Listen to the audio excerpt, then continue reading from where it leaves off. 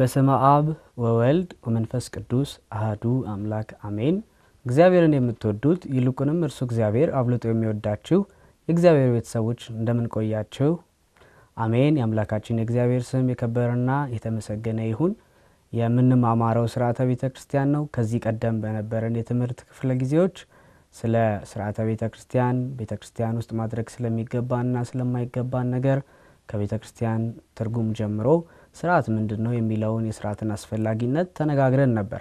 አምላካችን እግዚአብሔር ቢወድና ቢፈቅድ ከዚህ በኋላ ደግሞ በሚኖረን የትምህርት ጊዜዎች ላይ የምንመለከተው ስለ ሥርዓተ ቅዳሴና ምስጢረ ቁርባን ይሆናል። አምላካችን እግዚአብሔር በነገሩ ሁሉ ይቅደምልን።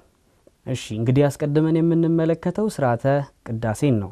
ቅዳሴ ማለት ቀደሰ ከሚለው የግዕዝ ቃል የወጣ ሲሆን አመሰገነ፣ ለየ፣ ለእግዚአብሔር መርጦ ሰጠ፣ መርጦ ለየ ማለት እንደሆነ እንመለከታለን።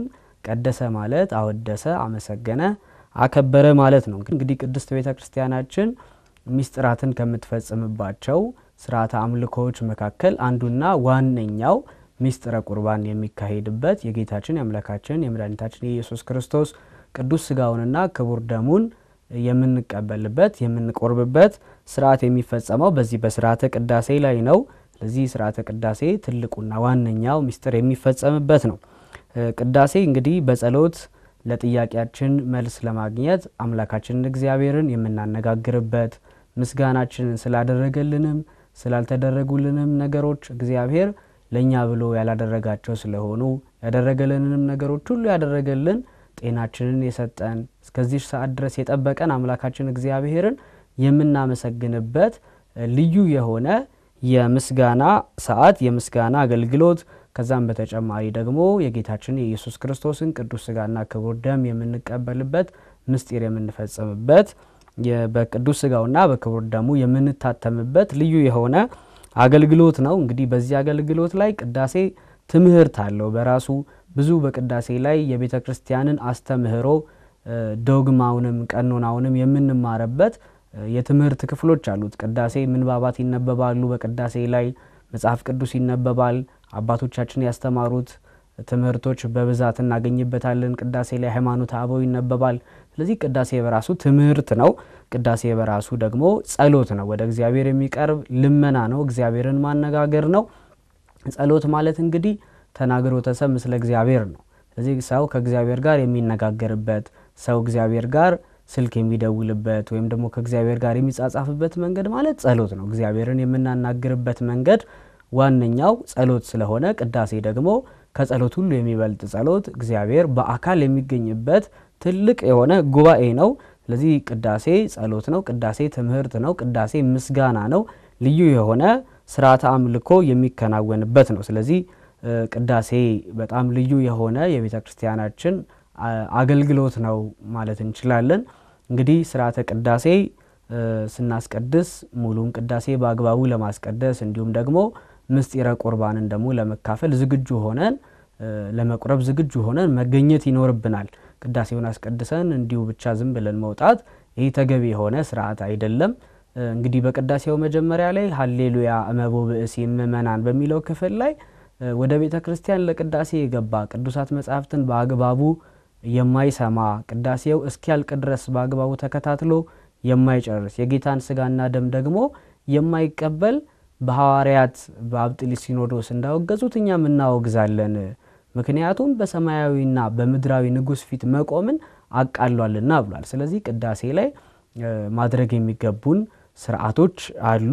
ከዛም በተጨማሪ ደግሞ ምስጢረ ቁርባንንም መካፈል ይኖርብናል። እንግዲህ ሥርዓተ ቅዳሴ ስለተለያዩ ጉዳዮች በጋራ የምንጸልይበት ጸሎት ነው። ጸሎት እንግዲህ የግልና የጋራ የማህበር ተብሎ ይከፈላል። ከነዚህ መካከል እንግዲህ ከማህበር ጸሎቶች ደግሞ በላይ የሆነው ሥርዓተ ቅዳሴ ነው። በቅዳሴ የማይጸለይበት ምንም አይነት ርዕሰ ጉዳይ የለም። በቅዳሴ ላይ እንግዲህ ሁላችሁም እንደምታውቁት ስግዱ ተብለን ሰግደን ከዛ በኋላ ዲያቆኑ ስለዚህ ጉዳይ እንማልዳለን ስለዚህ እንማልዳለን እያለ አንድ ስለምታደርግ ሥጋውና ደሙ እግዚአብሔር በይቅርታው እንዲያደርገን ዘንድ ሰላምን እንማልዳለን ከሚለው ጀምሮ ብዙ ጉዳዮችን እያነሳ የዝናቡን ውሃ በሚሻበት ቦታ ዝናቡን ይሰጠን ዘንድ ስለ ዝናብ ውሃ እንማልዳለን ይላል። ወንዞችን እስከ ልካቸውና እስከ ወሰናቸው እንዲሞላልን ይላል። ስለ ባልቴቶችና እናት አባት ስለሌላቸው እንጸልያለን። ስለ ሀገራችን ሰላም እንጸልያለን። ስለ ካህናት፣ ስለ ኤጲስቆጶሳት፣ ስለ ዲያቆናት ረዳት ስለሌላቸው ስለ ብዙ ጉዳዮች ስለ ብዙ ርዕሰ ጉዳዮች በቅዳሴ ላይ ጸሎት እናደርጋለን።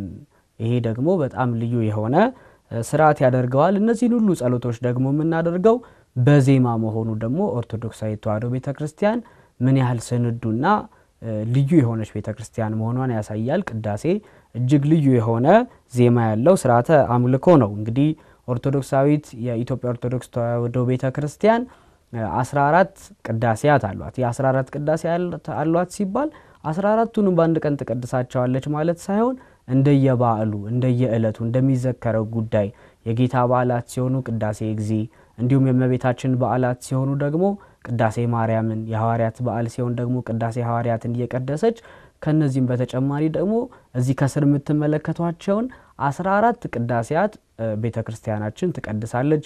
እነ ቅዳሴ ዮሐንስ ወልደ ነጎድጓድ፣ እነ ቅዳሴ ዲዮስቆሮስ፣ ሌሎችም እነ ቅዳሴ አትናቴዎስ፣ እነዚህ ከስር የምትመለከቷቸው ቅዳሴያት በሙሉ ቤተክርስቲያን አላት። ስንዱ የሆነች ለእያንዳንዱ ርዕሰ ጉዳይ የተለያየ ምስጢራት ያሏት ቤተክርስቲያን ናት ማለት ነው። ስርዓተ ቅዳሴ የሚጀመርበት ቦታው መቼ ነው፣ ጊዜው መቼ ነው ያልን እንደሆነ ቦታው እንግዲህ የቅዳሴውን አገልግሎት የሚፈጽሙት የተሰየሙት ዲያቆናት ከቤተልሔም የጌታችንን ቅዱስ ሥጋና ክቡር ደም በመቅደስ የሚለወጠውን ህብስትና ወይን ከቤተልሔም ይዘው ሲመጡ በመሶበ ወርቅና በጽዋ እነሱ ይዘው ሲመጡ ያኔ ይጀመራል። ምክንያቱም አምላካችን በቤተልሔም ተወልዶ በቀራንዮ መስዋዕት እንደሆነ ሁሉ ቅዳሴውም የሚጀመረው ደግሞ በቤተልሔም ነው። ከዛ በቤተልሔም የተጀመረውን ቅዳሴ በአርብ ዕለት በመተመሰለው በስርዓተ ቅዳሴ ክርስቶስ በመቅደስ በቀራንዮ መስዋዕት ሆኖ ለሁላችንም ቅዱስ ሥጋውና ክቡር ደሙን እንበላው ዘንድ ቤተክርስቲያን ለሁላችንም ተሰጠናለች።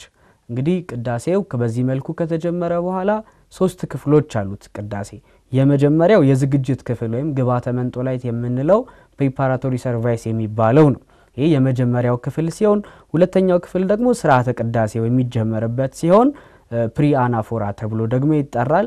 ከዛ ቀጥሎ ደግሞ ፍሬ ቅዳሴ የሚባለው አናፎራ ተብሎ የሚጠራው ስርዓተ ቅዳሴ ክፍሎች ናቸው። እነዚህ 3 ክፍሎች ማለት ነው። ለቅዳሴ የሚሰየሙ አገልጋዮች ጸሎቱን የሚመሩ ከፊት ሆነው የሚያስተባብሩ አሉ። እነዚህም ከኤጲስቆጶስነት ጀምሮ እስከ ዲያቆናት ድረስ ስልጣነ ክህነት ያላቸው ናቸው። እነዚህ እንግዲህ ቀዳሲያን ተብሎ ይጠራሉ። እነዚህ ቀዳሲያን 5 ሊሆኑ ይችላሉ፣ 7 ሊሆኑ ይችላሉ፣ 12 ሊሆኑ ይችላሉ። እንደ ቤተክርስቲያኑ ስፋት እንዳሉት መንበሮች የሚቀድሱትም ቀዳሲያን ጸሎቱን የሚያከናውኑ ጸሎቱን የሚመሩት ቁጥራቸው ሊበዛና ሊያንስ ይችላል ማለት ነው። እንግዲህ ቅዳሴ በማስቀደሳችን የምናገኘው በረከት ምንድነው የሚለውን አይተን የዛሬውን ትምህርታችንን እንፈጽም። እንግዲህ ቅዳሴ ከምስጋናዎች ሁሉ የሚበልጥ ምስጋና መሆኑን ለአምላክ የሚቀርብ አምላካችንም ደግሞ በዚህ በቅዳሴ ጉባኤ ላይ በአካል ይገኛል። ትምህርት ስንማር እግዚአብሔር በመንፈስ ይገኛል በመካከላችን። ነገር ግን ቅዳሴ ስናስቀድስ ግን በዛ ቅዳሴ ላይ የክርስቶስ ቅዱስ ሥጋና ክቡር ደም አለ። ስለዚህ አምላካችን በዛ ቦታ ላይ በአካል ተገኝቷል ማለት ነው። ስለዚህ ቅዳሴ እጅግ በጣም ልዩ የሆነ ነው። ስለዚህ ከቅዳሴ የበለጠ ምንም አይነት ጸሎት ምንም አይነት ምስጋና የለም። የምስጢራት ሁሉ ማሰሪያ የሆነው ቅዱስ ሥጋውና ክቡር ደሙ የሚሰጥበት ስለሆነ የተለያዩ ልዩ ልዩ የሆኑ ጸጋዎችን ቅዳሴ በማስቀደሳችን ልዩ ልዩ የሆኑ በረከቶችን እናገኝበታለን። ቅዳሴ በማስቀደሳችን የምናገኛቸው በረከቶች ምንድናቸው ያልን እንደሆነ በረከተ ሥጋ ወነፍስ እናገኝበታለን። የሥጋ በረከትም የነፍስ በረከትም እናገኝበታለን። የመጀመሪያው። ሁለተኛ ከቅዱሳን ጋር ህብረት እናደርጋለን።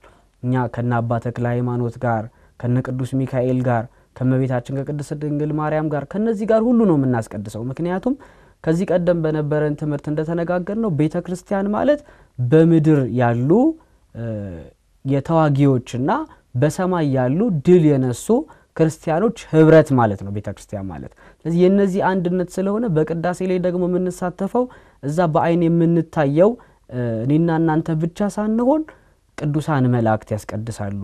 እመቤታችን አለች፣ እንዲሁም ደግሞ ሌሎችም ብዙ ቅዱሳን ጻድቃን ሰማዕታት በቅዳሴው ላይ አሉ። ስለዚህ ከነዚህ ጋር ህብረት አድርገን በአንድ ላይ የምንጸልይበት የምንዘምርበት የምናመሰግንበት ስለሆነ ቅዳሴ ልዩ የሆነ ከቅዱሳን ጋር ህብረት የምናደርግበት ጸጋ ይሰጠናል።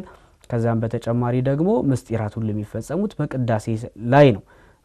ሁሉ ምስጢራት ቤተክርስቲያን የሚጸኑት በቅዱስ ሥጋውና በክቡር ደሙ ማኅተምነት ስለሆነ ቅዳሴ ልዩ የሆነ ጸጋ ልዩ የሆነ በረከት አለው። በሚቀጥለው ሳምንት አምላካችን እግዚአብሔር ቢወድና ቢፈቅድ ስንገናኝ በሥርዓተ ቅዳሴ ላይ ልናደርጋቸው የሚገቡን ነገሮች ቅድመ ዝግጅቶቻችን ምን መምሰል አለባቸው፣ እንዲሁም ደግሞ ቅዳሴ ላይ ተገኝተን ማድረግ የሌለብን የተከለከሉ ነገሮችስ ምንድናቸው የሚለውን ከቤተ ክርስቲያናችን ሥርዓት አንፃር እንማራለን። አምላካችን እግዚአብሔር የተማርነውን ትምህርት በልቡናችን ያሳድርብን። ይቆየን። እንግዲህ ከዚህ ቀደም በነበረን የትምህርት ክፍለ ጊዜ ስለ ሥርዓተ ቅዳሴ ተማምረን ነበረ። እንግዲህ በዛሬው ክፍለ ጊዜያችን አምላካችን እግዚአብሔር ቢወድና ቢፈቅድ የምንነጋገረው በሥርዓተ ቅዳሴ ላይ ከተገኘን ልናስቀድስ ብለን ከመጣን ከዝግጅታችን ጀምሮ ገና ከመምጣታችን አስቀድሞ ምን ማድረግ አለብን፣ በቅዳሴ ሰዓት ላይ ምን ማድረግ አለብን፣ ቅዳሴው ከተጠናቀቀ በኋላም ደግሞ ሊኖሩን የሚገቡትን ነገሮች የተከለከሉትንና ማድረግ ግዴታ የሆኑብንን ነገሮች እንነጋገራለን። አምላካችን እግዚአብሔር በነገሩ ሊቅደምልን። እንግዲህ ሥርዓተ ቅዳሴ የሚጀምረው ቅዱስ ዮሐንስ አፈወርቅ ከቅዳሜ ማታ ነው ይላል። እንግዲህ ቅዳሜ ማታ ኳስ ስናይ ካመሸን፣ ፊልም ስንመለከት ካመሸን፣ የተለያየ ቦታ ዘመድ ጋር ጥየቃ ብለን አምሽተን ከመጣን ጠዋት በጊዜ ተነስተን ከኪዳን ጀምሮ ደርሰን ወይም ደግሞ አሐዱ አብ ቅዱስ ሳይባል ቅዳሴ ላይ ለመገኘት እንቸገራለን። እንዲሁም የግል ንጽህናችንን ጠብቀን በቅዳሴው ላይ ለመገኘትም እንቸገራለን። ስለዚህ ቅዳሴ የሚጀምረው ቅዱስ ዮሐንስ አፈወርቅ አባታችን ከቅዳሜ ነው ይላል። ስለዚህ ቅዳሜ ገና ዝግጅቶቻችንን አስተካክለን ለቅዳሴ እንደምንሄድ አውቀን ከቅዱሳን ጋር አብረን ልንጸልይ፣ አብረን ልንዘምር፣ አብረን ልናመሰግን እዛ ላይ ከሚታደሙት መላእክት ጋር አብረን በጋራ ልንቆም መሆኑን አስበን ገና በህሊና ዝግጅት ጀምሮ ማድረግ ያሉብንን ነገሮች ለይተን አውቀን ልንዘጋጅበት ይገባል ማለት ነው። ምክንያቱም የምንሄደው እግዚአብሔር የሚገኝበት ጉባኤ ላይ ነው። እንደው ምድራዊ ነገስታት ያሉበት ጉባኤ ላይ እንኳን ስንሄድ በጣም እጅግ ተጨንቀን ተጠበን የምንለብሰውን የምንይዘውን ዕቃ ሁሉ አስተካክለን እናድራለን። ይሄ ደግሞ አምላካችን እግዚአብሔር የሚገኝበት ስለሆነ በጣም ጥንቃቄ ያስፈልገዋል። በአክብሮት ልንሄድ ይገባል ማለት ነው። ስለዚህ ቅዳሴው ከመጀመሩ በፊት የመጀመሪያው አስቀድመን መገኘት አለብን። ቅዳሴው ሳይጀመር እንጂ ከተጀመረ በኋላ ክፍል ውስጥ እንኳን አስተማሪ ያስተማረ አስተማሪው ከገባ በኋላ አይገባም። እንዲሁም ደግሞ ቅዳሴ ደግሞ ከሁሉ በላይ የሆነ ምስጢር የሚፈጸምበት ስለሆነ በሥርዓተ ቅዳሴ ጊዜ ስንመጣ ቅዳሴው ሳይጀመር መገኘት አለብን። የምንቆርብ ከሆነ ብንችል ኪዳን ማድረስ አለብን። እንዲሁም ደግሞ ያም ካልሆነ ደግሞ አሐዱ አብ ቅዱስ ሳይባል ሥርዓተ ቅዳሴው ከመጀመሩ በፊት ቤተክርስቲያን መገኘት፣ ቤተ መቅደስ ውስጥ መግባት ይጠበቅብናል። ሌላኛው ደግሞ ሥርዓተ ቅዳሴው ላይ ቅዱሳን መላእክት በመፍራትና በመንቀጥቀጥ በፊት ይቆማሉ የተባለላቸው ቅዱሳን ጻድቃን፣ ቅዱሳን መላእክት፣ ቅዱሳን ሰማዕታት ሁሉ በዛ ቆመው ነው የሚያስቀድሱ። ስለዚህ እኛም አቅማችን እስከፈቀደ ድረስ ቀጥ ብለን ቆመን በመፍራት በመንቀጥቀጥ እግዚአብሔር ፊት እንደቆመን እያሰብን ዓለማዊ ነገር ሳናስብ ያልሰራነውን የቤት ስራ እያሰብን ወይም ደግሞ የህይወት ውጣ ውረዶቻችንን እያሰብን ሳይሆን ቅዳሴ ላይ መገኘት ያለብን ቀጥ ብለን በማስተዋል ህሊናችንን ሰብስበን ቅዳሴው ላይ መገኘት አለብን። በሥርዓተ ቅዳሴው ላይም ዲያቆኑ ይለናል፣ በሰማይ ልቡናችሁ ይሁን ከፍ ከፍ ይበል ሰማያዊውን ነገር ያስብ ይለናል። ስለዚህ ቀጥ ብለን ቆመን በቅዳሴ ሰዓት ላይ እንዳለን ያለንበትን ቦታ ሳንረሳ ቅዳሴውን ማስቀደስ ይጠበቅብናል። ከዛ ተጨማሪ ደግሞ ከዚህ በፊት እንደተነጋገርነው ቅዳሴ ለማስቀደስ ቤተ መቅደስ ስንመጣ የተፈቀደልን ቦታ ላይ መሆን አለብን። እንግዲህ ወደ መቅደስ መግባት የሚችሉት ስልጣነ ክህነት ያላቸው ናቸው። ከዛ በተረፈ ደግሞ ቅድስት ላይ ማስቀደስ የሚችሉት ዲያቆናት የሚቆርቡ ምእመናን ናቸው። ስለዚህ ይህንን የቦታ አቀማመጥ በወንዶች ቦታ ሴቶች መቆም አይችሉም። በሴቶች ቦታ ላይ ደግሞ ወንዶች መቆምና ማስቀደስ ተከልክሏል፣ አልተፈቀደም። ስለዚህ እነዚህን የምንቆምባቸውን ቦታዎች ጠንቅቀን አውቀን በተፈቀደልን ቦታ ቆመን ልናስቀድስ ይገባናል።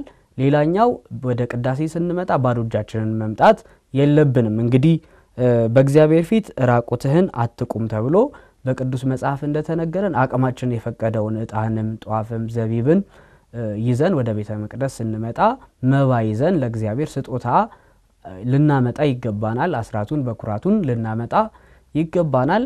እንግዲህ ይሄ አቅማችን ከፈቀደ የምናደርገው ሲሆን እንደው አቅማችን ካልፈቀደ ግን ቢያንስ መሻት አለብን፣ መፈለግ አለብን። አቅሜ ቢፈቅድ እኮ ጧፍ ይዤ ሄድ ነበር፣ ዘቢብ ይዤ ሄድ ነበር፣ ዕጣን ይዤ ሄድ ነበር ብለን ይህንን ማሰብ አለብን። በሥርዓተ ቅዳሴው ላይ ካህኑ ከሌላቸው ላይ በጎ ፈቃዳቸውን ተቀበል ይላል። ስለዚህ ተወከፍ መባኦሙ ብሎ ዲያቆኑ በሚያዜምበት ጊዜ ካህኑ ደግሞ ከሌላቸው ላይ ፈቃዳቸውን ተቀብለህ በረከት እንድትሰጣቸው ስለሌላቸው ነው እንጂ እኮ ያመጡ ነበር ብሎ ያማልዳል ካህኑ። ስለዚህ ያንን ልናደርግ ይገባናል። ከዛ በተጨማሪ ደግሞ በሚስጥረ ቁርባን ጊዜ በተራችንን ጠብቀን አባቶቻችን በሚያዙን መሰረት ተራችንን ጠብቀን ልንቆርብ ይገባል። መጀመሪያ ክርስትና የተነሱ ካሉ እነሱ መቅደም አለባቸው። እንዲሁም ደግሞ ሚስጥረ ተክሊል የሚፈጽሙ ካሉ ክህነት የተቀበሉ ካሉ እነዚህ ሁሉ ከኛ ይቀድማሉ። ከዛ በእድሜ ደረጃችን ከህፃናት ጀምሮ በሽማግሌዎች ስቴፑን ጠብቀን ደረጃውን ጠብቀን ሚስጥረ ቁርባንን ልንካፈል ይገባናል። ከዛ ውጪ በሥርዓተ ቅዳሴው ጊዜ ቅዱሳት መጻሕፍት ሲነበቡ በማስተዋል ማዳመጥ ይገባናል። ምክንያቱም ሃሌሉያ አመቦ በእሴ ምእመናን በሚለው በቅዳሴው ክፍል የመጀመሪያ ጸሎት ላይ አባቶቻችን ሐዋርያት በአብጥሊስ ሲኖዶስ ያስቀመጡትን ትእዛዝ እናገኛለን። ይህም ትእዛዝ ቅዱሳት መጻሕፍትን በአግባቡ ቆሞ የማይሰማ በሥርዓተ ቅዳሴው ጊዜ አቋርጦ የሚወጣ ሚስጥረ ቁርባንን የማይካፈል በአባቶቻችን በሐዋርያት ስልጣን አውግዘናል። በአብጥሊስ ሲኖዶስ እንዳወገዙት እኛም አውግዘናል ብለን ራሳችን አብረን የምናዜመው ነው። ስለዚህ ራሳችን የተናገርነውን ነገር ራሳችን መልሰን ማጥፋት ስለሌለብን ቅዱሳት መጻሕፍት ሲነበቡ፣ መልእክታት ሲነበቡ፣ የሐዋርያት ሥራ ሲነበብ፣ ወንጌላት ሲነበቡ፣ ሃይማኖተ አበው ሲነበብ፣ ሌሎች ምንባባት በሚነበቡበት ጊዜ ቆመን መስማት ያለብንን ቆመን በፍርሃት በመንቀጥቀጥ እግዚአብሔር የንጉሱን ቃል ማዳመጥ ይኖርብናል። ቅዱሳት መጻሕፍትን በአግባቡ ልንሰማ ይገባናል። እንግዲህ ሥርዓተ ቅዳሴ ላይ እነዚህ ነገሮች ካደረግን የሥርዓተ ቅዳሴው ስንመጣ ደግሞ አስቀድሞ ንጽህናችንን ጠብቀን መምጣት ይገባናል። ምክንያቱም የተጠራነው ወደ ንጉስ ሰርግ ነው፣ የመጣነው ደግሞ ተያይዞ በዛውም ቅዱስ ሥጋውን ክቡር ደሙን ልንቀበል ነው። ያም እንኳን ባይሆን ሥርዓተ ቅዳሴውን ተሳትፈን ልንሄድ እስከመጣን ድረስ ንጽህናችንን ጠብቀን ወደ እግዚአብሔር ቤተ መንግስትን የመጣነው ወደ ሰማይ ኤምባሲን የመጣነው። ስለዚህ ንጽህናችን የግል ንጽህናችንን ጠብቀን የአካል ንጽህናችንን ጠብቀን የልብስ ንጽህናችንን ጠብቀን ወደ ቅዳሴ ስንመጣ መምጣት ይገባናል። በሥርዓተ ቅዳሴ ወቅት ደግሞ የተከለከሉት ነገሮች ቅድም እንደተነጋገርነው አስቀድመን መምጣት አለብን እንደተባባለው አሐዱ አብ ቅዱስ ከተባለ በኋላ ወደ ቤተ ክርስቲያን ወደ ቅዳሴ ወደ መቅደስ መግባት ፈጽሞ የተከለከለ ነው። በቅዳሴ ወቅት ደግሞ የግል ጸሎትን ማድረግም ይሄም የተከለከለ ነው። ምክንያቱም ቅዳሴ የማህበር ጸሎት ነው። በማህበር አባቶቻችን በሚመሩን መሰረት እየተከታተልን ልናስቀድስ ይገባል። ምናልባት እዚህ ላይ እኔ የግዕዝ ቋንቋ ስለማላውቅ ቅዳሴ ደግሞ የሚቀደሰው በግዕዝ ቋንቋ ስለሆነ ይህ እንዴት ይሆናል ልንል እንችላለን። ነገር ግን ስለ ሥርዓተ ቅዳሴ የተጻፉ መጽሐፎች አሉ። አንደኛ እነሱን በደንብ አድርገን አንብበን ማወቅ ይገባናል። ወደ ሰንበት ትምህርት ቤቶች ወደ አብነት ትምህርት ቤቶች ሄደን ብንችል ያንን ቅዳሴ መማር ይጠበቅብናል። አሁን ደግሞ ዘመኑም የሰለጠነ ስለሆነ በደንብ አድርገን ባለንበትም ማጥናት የምንችልባቸው አማራጮች ስላሉን ያንን ትምህርት መማር እንችላለን። ያም ደግሞ እንደው ባይሆን እንኳን እስከዛው ድረስ የሥርዓተ ቅዳሴ መጽሐፎች ትንንሽ የጸሎት መጽሐፎች አሉ። እነዛን ይዘን ሥርዓተ ቅዳሴውን ልንከታተል ትልልቅ አባቶች ወንድሞች እህቶች ካሉ እነሱን አሳዩኝ እያልን የማናውቅም ሰዎች ከጓደኞቻችን እየጠየቅን ያንን ያሉበትን ቦታ እየተከታተልን ሥርዓተ ቅዳሴውን ልናከናውን ይገባናል። ተሰጥኦ እየመለስን ተንሥኡ ለጸሎት ሲባል እግዚኦ ተሳሃለነ እያልን አቤቱ ማረን ይቅር በለን እያልን ሥርዓተ ቅዳሴውን ማከናወን አለብን። ጸልዩ ሲባል ዲያቆኑ ጸልዩ ሲል ሁሉ ጊዜ የምንረሳው ነገር እኛ መጸለያችንን እንረሳለን። አቡነ ዘበሰማያት እያልን አባታችን ሆይ በሰማያት የምትኖር እያልን እኛ ደግሞ ጸልዩ ሲባል ዝም ብለን መስማት ማየት ሳይሆን እንደ ፊልም መታዘብ ሳይሆን እኛ ደግሞ ጸሎት ማድረግ አለብን። ጸልዩ ስለተባለ ስለታዘዝን አዋጅ ስለሆነ ሁላችንም በመፍራት በመንቀጥቀጥ በቆምንበት አባታችን ብለን ጸሎት ማድረግ ይጠበቅብናል። ከዛ ውጪ ደግሞ ተሰጥኦ መመለስ ማለት ስግዱ ሲባል መስገድ አለብን። ይሄ ነው ትእዛዙን ማክበር ማለት ይሄ ነው። ቁሙ አጽሙ ከተባለ ቁማችሁ ስሙ ማለት ነው። ስለዚህ ቆመን ማዳመጥ አለብን እንጂ መቀመጥ የለብንም።